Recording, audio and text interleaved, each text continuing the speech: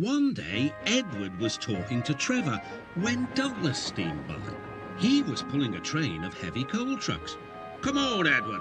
Stop gossiping in the sun when there's work to be done." Later, Edward spoke to Douglas. "Trevor and I are old friends, and you and he have a lot in common too." "Och, aye," quizzed Douglas. "And what'd that be?" "Scrap," said Edward quietly. Douglas gasped. "Don't mention that word. It makes my wheels wobble." "It does the same to Trevor," replied Edward. "He was being sent to the scrapyard, but the vicar and I saved him, and now he's really useful again. Even so, the Fat Controller certainly does need another steam engine here."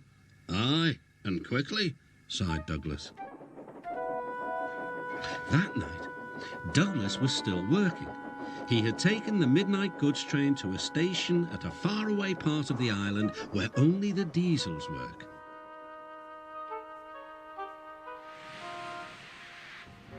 He was just shunting, ready for his return journey, when... "That sounds like a steam engine," he thought. The hiss came again. "Who's there?" asked Douglas. A whisper came. "Are you a Fat Controller's engine?" "I intruded?" "Thank goodness. I'm Oliver, and I'm with my brake van towed. We've run out of coal and have no more steam." "But what are you doing?" "Escaping." "From what?" "Scrap." Douglas shivered. Then he remembered Edward's story about saving Trevor. "I'll be glad to help you," he said. "It'll have to look as if you're ready for scrap, and I'm taking you away." The drivers and firemen agreed to help too. Everyone worked fast. "No time to turn around," panted Douglas. "I'll run tender first. Come on."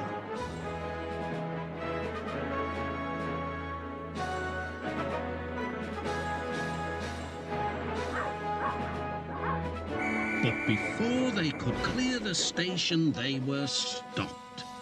"Aha!" exclaimed the foreman. "A Great Western engine and a brake van too. You can't take these."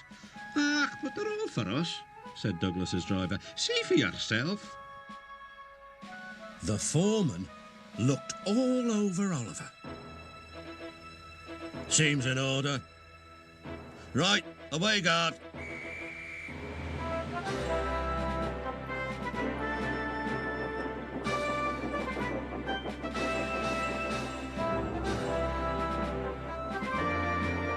"That was a neat thing," puffed Douglas. "We've had worse," smiled Oliver. And they forged ahead.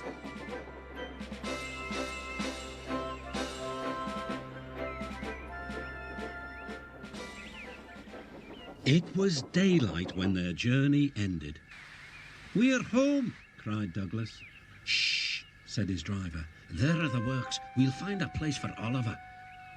Oliver said goodbye and thank you, and Douglas puffed away.